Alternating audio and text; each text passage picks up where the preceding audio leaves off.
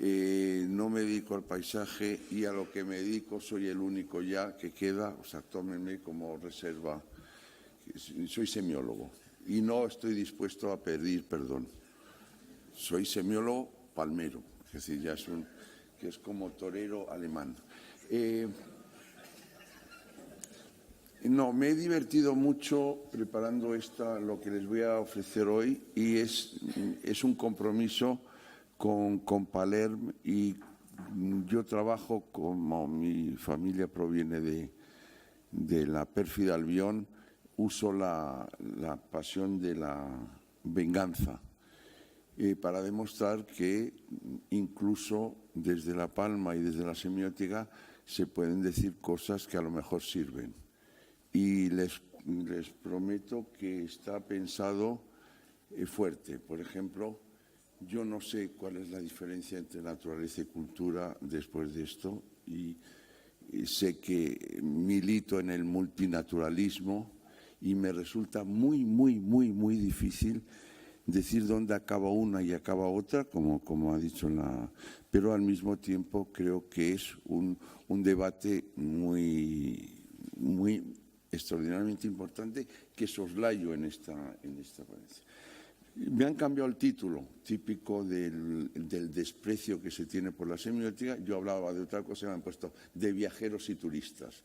Y he aprovechado el título ese que me han puesto para trabajar. Y empiezo con una imagen. La imagen que le traigo es, siguiendo a mi colega, de comenzar por una abstracción extraordinariamente concreta, porque provengo de la física y recuerdo a mis maestros explicándome que cuando Einstein se inventó la teoría de la relatividad como invención, empezó con una imagen, con una maravilla, que era un hombre que caía con unas llaves.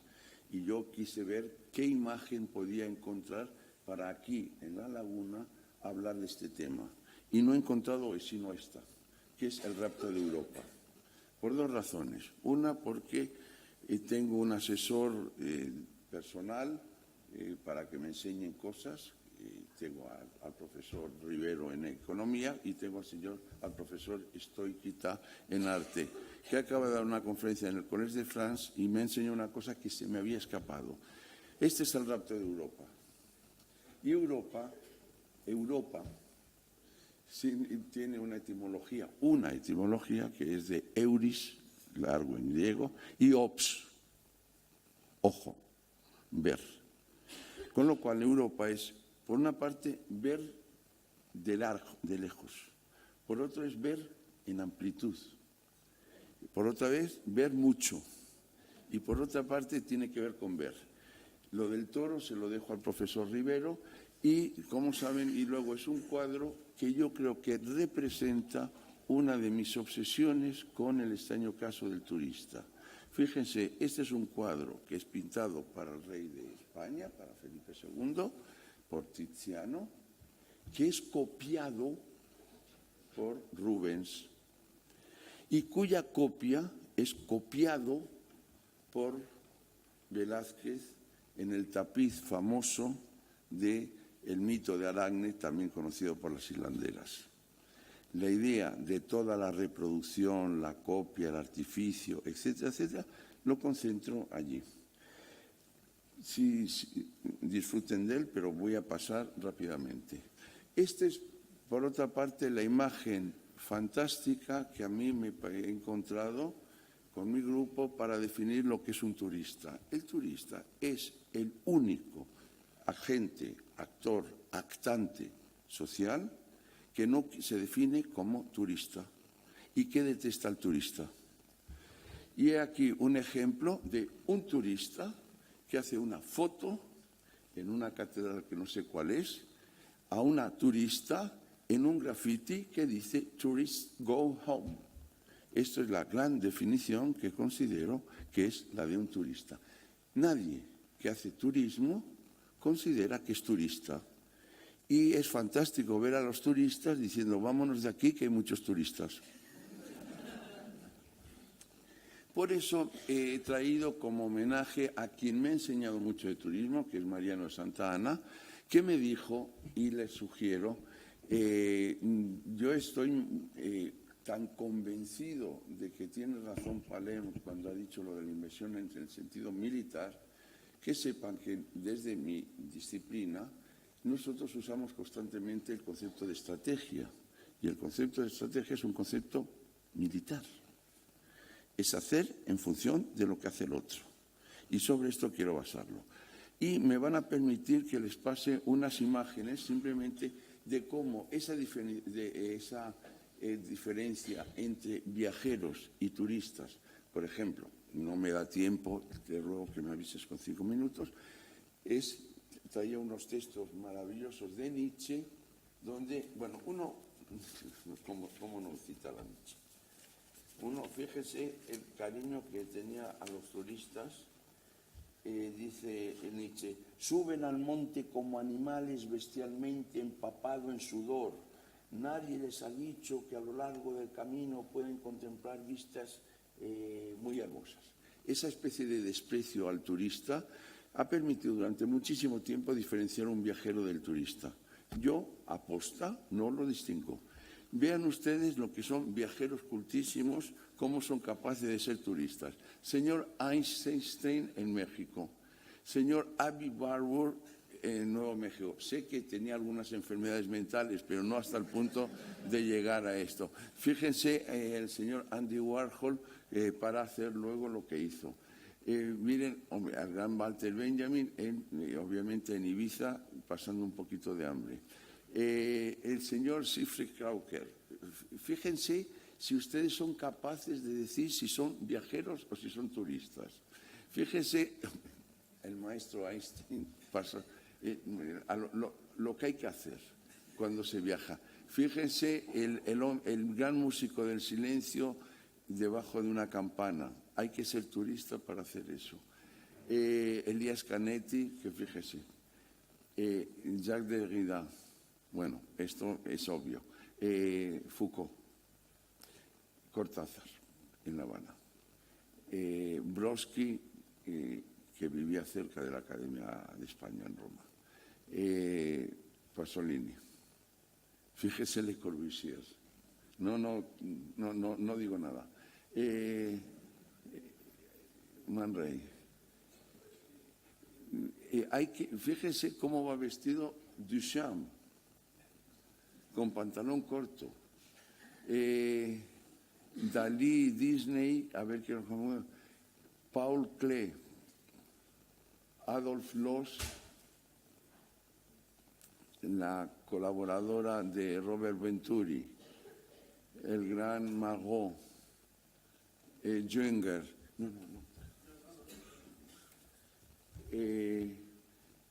el gran teórico del exotismo, surrealismo, Lévi-Strauss, que hizo aquellos comentarios en Tristes Trópicos de ya están los turistas, y fíjense usted cómo es posa. Roland Barthes, que ha dado pie al título Lo obvio y lo obtuso, que es como leí el texto de la colega. Orson Welles, Severo Sarduy, Don José. Bueno, no se lo creerán, pero es Adorno. Ay, gracias, soy de La Palma. Arpo Marx, Martin Heidegger,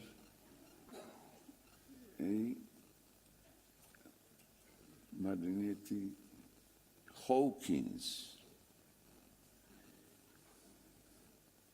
Bowie, eso se ha equivocado, se ha solapado, Malinowski, que estuvo en La Palma, Bruce Chatwin, Julia Kristeva, haciendo que no lee la Guide Bleu, Reinhardt, Tony, pum, discúlpenme que no quiero perder el tiempo. Fíjense cuando se viaja de qué guisa se puede poner. Picasso y Cocteau. Fíjense ustedes. Lacan, claro, pobre. Y termino con alguien que fue a ver, siendo ciego, las ruinas de México. Ven el Panamá. Son unas imágenes para recoger que hay un gran archivo que está haciendo Mariano Santana sobre las diferencias que yo insisto muchísimo en esto. Y esta ya es, me van a permitir, esta es mi propuesta para ustedes en este congreso de cómo trabajamos semióticamente.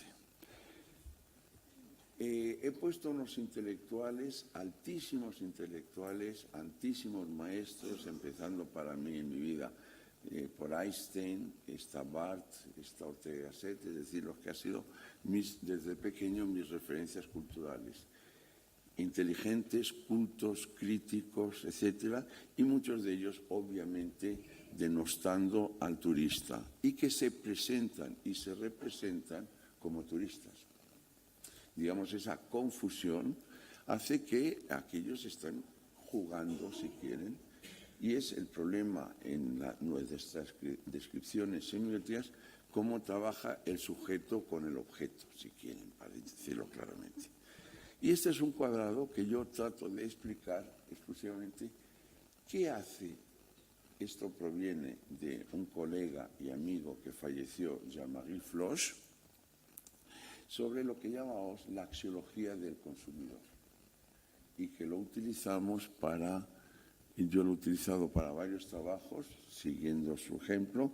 Se utilizó mucho para el cambio de imagen de Loewe y yo lo usé para el cambio de logo de BP, de British Petroleum. Esto es un cuadrado semiótico. Esto se lo inventó Aristóteles en realidad, pero tenemos que decir que es semiótico es reciente. Y es simplemente la representación gráfica de categorías semánticas cualesquiera, que mantienen una lógica interna. Práctico es contrario a utópico, utópico es contradictorio con crítico, práctico es contradictorio con lúdico, los de arriba se llaman eje de contrariedad, abajo son subcontrarios, pero esto es puro formalismo. Lo que a mí sí me interesa fundamentalmente es, y lo voy a decir claramente, sea el viajero, sea el turista, pero obviamente vamos a focalizarlo en el turista, pueden tener respecto al objeto turismo, respecto al objeto paisaje, respecto al objeto hotel, para decirlo claramente, distintos comportamientos axiológicos, que además son compatibles. O lo que es lo mismo, puede buscar, para decirlo de un modo en cristiano, puede buscar o hacer predominar algo práctico o algo utópico o algo crítico o algo lúdico. De tal modo que a la hora de organizar la narración del viaje, piensen que en la etimología de viaje y de narrar hay dos focos que en el indoeuropeo se juntan. Uno es la idea, es la idea de visión y es la idea de narración. Piensen que toda narración es un desplazamiento, no solo en el tiempo, sino en el espacio, se transforman estados, etc. Es decir, estamos en el mundo semiótico donde narración, visión, idea se confunden y se complementan. Yo puedo ser un turista y buscar algo práctico. Puedo ser viajero y buscar algo práctico. Y ustedes ponen la categoría que quieran. Esto, evidentemente, esto es un eje, llamémoslo, utilitario. Puede ser algo práctico en el sentido de confortable, de cómodo, de cercano a un aeropuerto, de próximo a lo que ustedes quieran, y podemos, es una sugerencia, y buscar focalizar ante todo eso, que es como la gente que me dice, bueno, yo voy a Londres a ver la última exposición de Bill Viola, que creo que se estrenaba hoy de Bill Viola en la National, etcétera, etcétera, pero voy con una agencia que me lleva en coche porque así no tengo que ir a buscar el shuttle que me lleva, etcétera, etcétera. Digamos, esa combinación de busco exclusivamente lo práctico o busco lo utópico. Y lo utópico es me da igual el hotel que sea, pero que haya, pues, no sé, un mono que me visita el servicio, una palmera que sea de plástico, pero que me dé la idea de que algo, lo utópico es exótico, lo utópico es una forma de vida que puede resultar, etcétera, etcétera. O puede ser crítico. En crítico yo pondría, por ejemplo, sostenible. Por ejemplo, pues ecológico, medio ambiente, que no despilfarre el agua. Pongan ustedes los valores que quieran. Y lúdico, que puede ser, pues por ejemplo, no es nada práctico, porque es contrario a práctico, pero mira que me divierto, porque cuando me meto en la cama se cae y me ponen mosquitos y me río mucho y jaja, esas cosas que hace la gente. Si se dan cuenta, no cabe ninguna posibilidad. Y piensen, insistan mucho y verán cómo es posible que el mundo axiológico de cualquier actor, en principio en el mundo del consumo y en este caso concreto en el del turista, se basa en esas únicas 4 categorías semánticas, lo cual no quiere decir que sea crítico y quiera divertirse, sabiendo que evidentemente si la cama es ergonómica, no puede esperar divertirse en la cama y tendrá que buscar. El problema es la dominancia que decían los formalistas rusos, lo que predomina en la focalización de una actitud que eso en el campo, por ejemplo, ideológico, en el momento actual, si me permiten, una deriva hacia la situación para mí complicada que está funcionando en Europa, es la combinación de categorías incluso contradictorias, donde uno se puede poner muy crítico en la sostenibilidad y luego hacer cosas bastante raritas. Esta es mi propuesta de decir que con el máximo respeto y obediencia al acto administrativo y a sus enunciados, con grandes principios, yo creo que si se introdujera estos elementos, se podría perfectamente tenerlos en cuenta a la hora, digamos, de un diseño de lo que se quiere hacer, en el sentido de que, evidentemente, más allá de que, y eso he tenido la ocasión de poder explicarlo, lo del paisaje, y en eso soy simeliano total, independiente de que el paisaje sea una construcción de la cultura, sea una mayor adecuación a la naturaleza, etcétera, podríamos, a la hora de diseñar determinados recorridos, tener en cuenta estas dominancias, llamémoslo así, estas categorías dominantes en el uso de unos determinados actores que llamamos turistas, que tantas veces se confunden con el viajero, que por eso la diferencia entre viajeros, y que está en el mismo Enzensberger que citaba hoy en la presentación excelente de Palermo, que está en Morin, que están en toda la idea, que en definitiva, porque se pensaba que en definitiva, y quiero hacer un homenaje que hoy, curiosamente, ayer se celebraba su aniversario, de mi asesor en estética, que era Mario Perniola, que tuvo una idea que me parecía genial, que diferenciaba el viaje como ese recorrido, ese desplazamiento que tiene un origen y una meta, con el tránsito que va de lo mismo a lo mismo. Curiosamente, el viajero, en principio, es alguien que busca lo ignoto y, por tanto, se desplaza con la esperanza que puede ser en el campo tímico, patémico, sensorial, de encontrar algo que le produzca sensitivamente o estéticamente algo.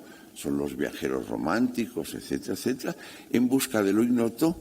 Frente al turista, esta es una cierta variación, que va a comprobar que existe lo que ha visto en una postal, que es lo que le llevaba, si me permiten, a alguien como Rafael Sánchez Ferlosio, que es un hombre mal encarado, como ustedes conocen, lo que él llamaba, escribiéndolo fonéticamente, el efecto Tour Eiffel, porque él nunca pudo ver la Torre Eiffel, porque a fuerza de ver gadgets, postales, dibujos, representaciones, nunca logró ver la Torre Eiffel.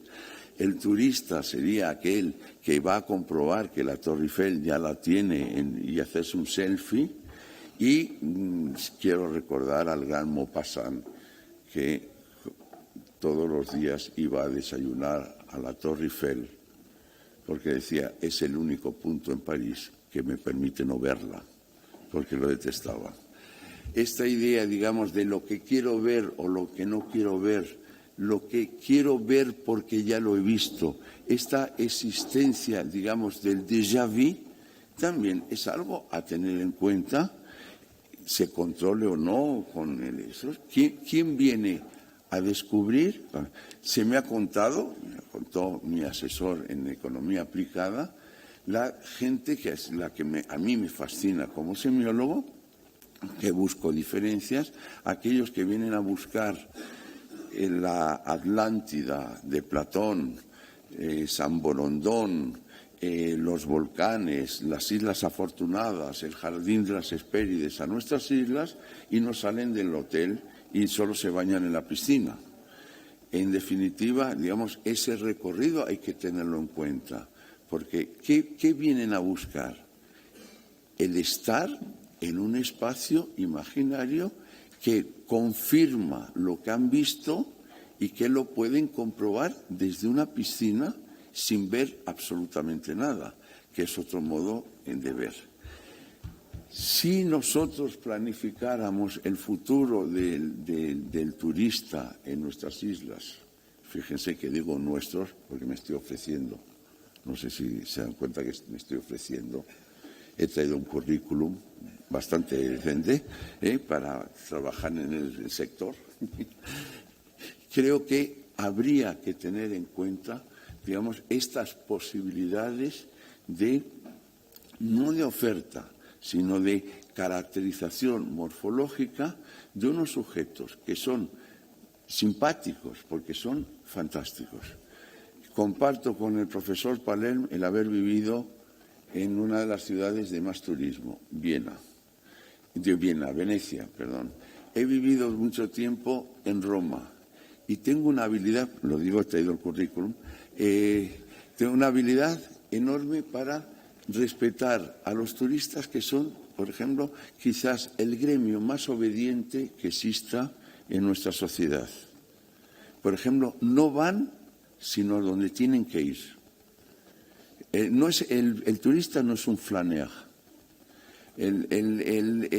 no es Wakefield, no es el hombre de la multitud de Poe, no representa la modernidad, representa militarmente una especie de obediencia voluntaria, es la servidumbre voluntaria. ¿Quieren un ejemplo?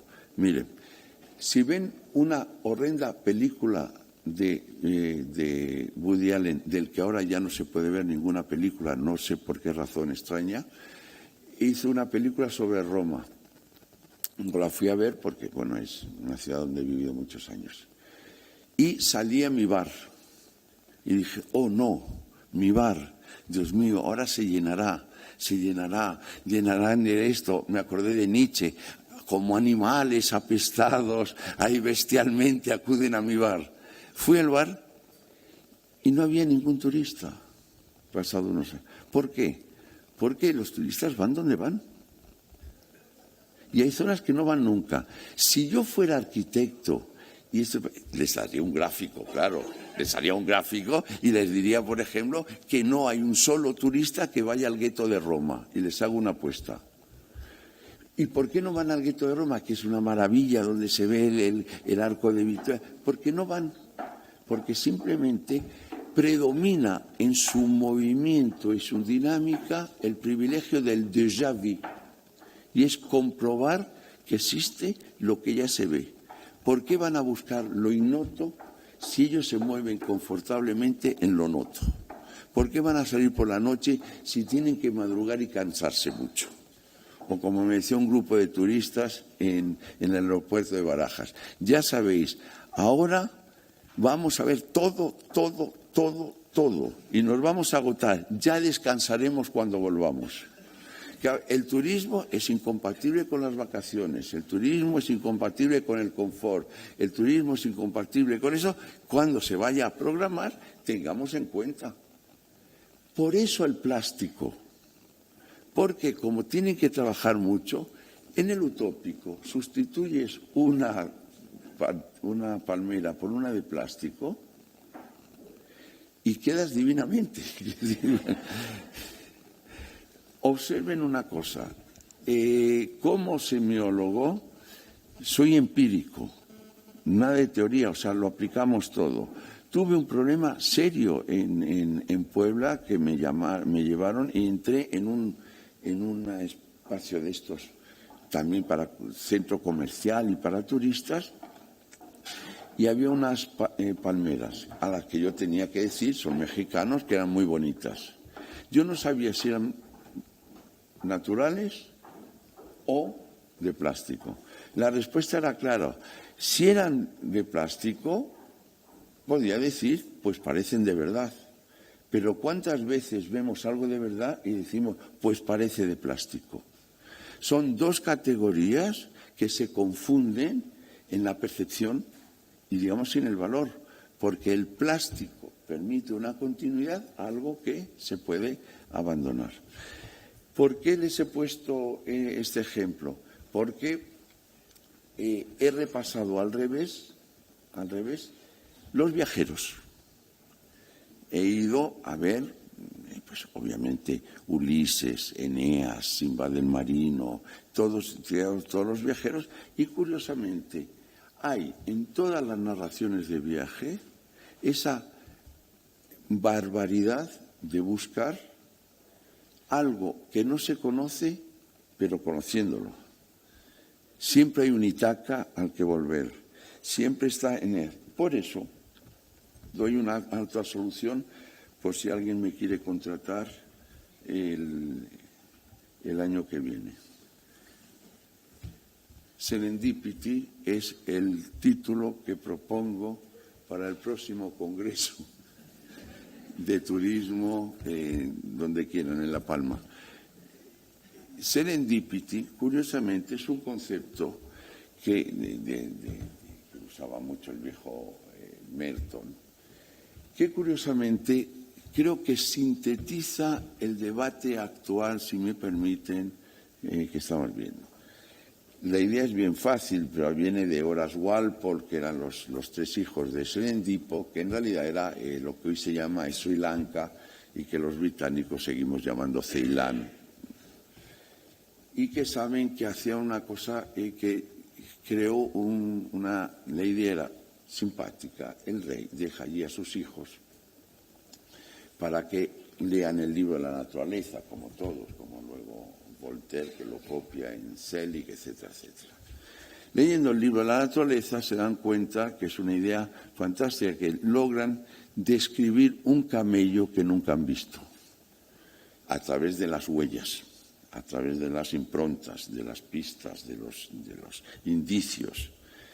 Y es la idea que permitió, por ejemplo, al gran Merton en su libro maravilloso, hablar de la serendipia, creo que ya está acuñado en el diccionario en España, la serendipity, como aquel hallazgo casual que no se encuentra, o sea, que no se buscaba, que de repente te encuentras algo. Yo propongo el rescatar el nobilísimo, ilustre título de la serendipity como un fenómeno, digamos, para funcionar. Creo que nos equivocaríamos si pensáramos que podemos prever ciertos comportamientos. En realidad, hoy estamos en una fase en que el hallazgo casual predominaría sobre la previsión causal. En definitiva, es una obsesión en que en el estado actual, si me permiten esta pedantería casi palmera, estamos acostumbrados en las ciencias humanas a pensar en el principio de causalidad que heredamos de la física. Todos los efectos son debidos a una causa. Yo creo que deberíamos, precisamente, y más en un fenómeno como el turismo, que es bastante rizomático, pensar en términos de casualidad. Es lo casual, quizás, lo que va a generar más sentido, y yo propongo, de cara a lo del turismo, trabajar en estos elementos. Si me permiten, voy a volver. Vaya, fantástico.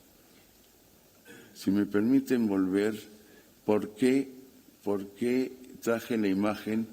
Es triste tener que explicar lo que he explicado, como explicar un chiste, pero me van a permitir por qué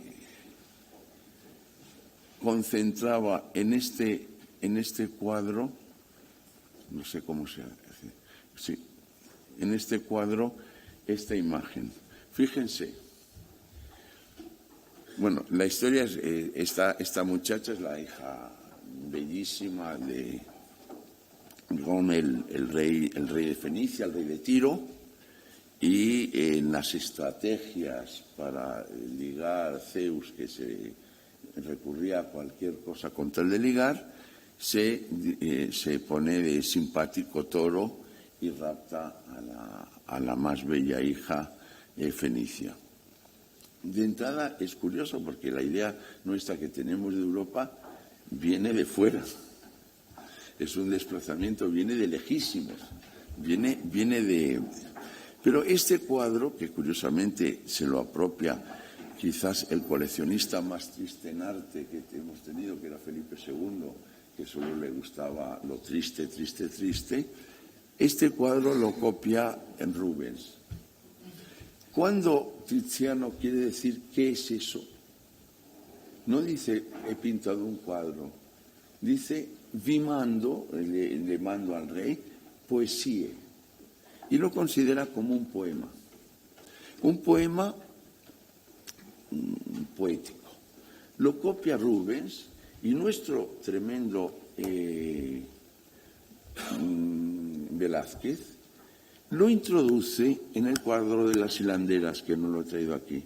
Si ustedes recuerdan el cuadro de las hilanderas, es una excepcional metáfora de lo que estoy diciendo en el ejemplo semiótico.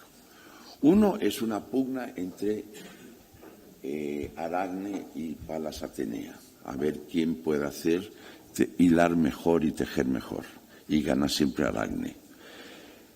Toda la representación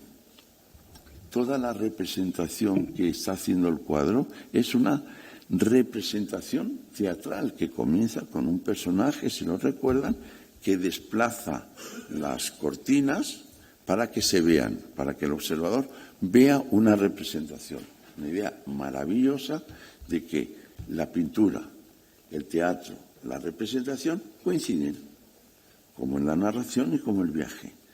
Van sucediéndose escenas y al final de todo se ve un tapiz colgado al final de todo, tapiz, donde está representado la copia de Tiziano. Desde mi punto de vista, precisamente, en la búsqueda actual, que era lo que me pedía Paler, sobre la autenticidad, se solapa, se enfrenta, se contrasta con la idea de la reproductibilidad técnica, que ya decía nuestro gran Benjamin, pero con la idea de la copia en sus versiones. Es curioso que nuestras ciudades hoy estén llenas de vintage, que haya coleccionistas de vinilo, que vuelvan la idea de el sabor de la tierra, que para croquetas las de la abuela, lo auténtico. Se están multiplicando nuestra cultura de museos, de archivos, de patrimonio. De repente pareciera como si no miráramos ya más al futuro, que eso es una cosa de los futuristas y de los viejos comunistas, de las vanguardias, y ahora curiosamente volviéramos atrás a buscar lo auténtico, la conservación, el mantenimiento, etcétera, como si no hubiese pasado nada. ¿Qué está buscando el turista? ¿Lo auténtico?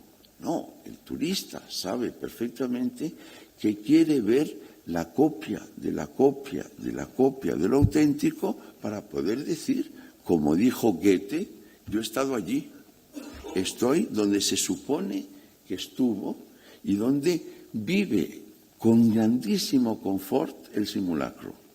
Por eso quizás lo que más le guste al turista como ideal tipo sea la cola. Yo creo que hay que estudiar la cola como un fenómeno social donde uno cobra su identidad en la no diferencia. Todos estamos en la cola y hacemos lo que hace todo el mundo. Tanto que en el repaso que he dado, que me ha facilitado Mariano Santana, están la gente más exquisita, la gente más crítica, Krakauer, está toda la escuela de Frankfurt, lo hemos elegido, todos los grandes semiólogos, haciendo como todo el mundo de turistas. Podríamos decir, turistas son nosotros, o podríamos decir, por ejemplo, especular, los turistas somos todos. Gracias.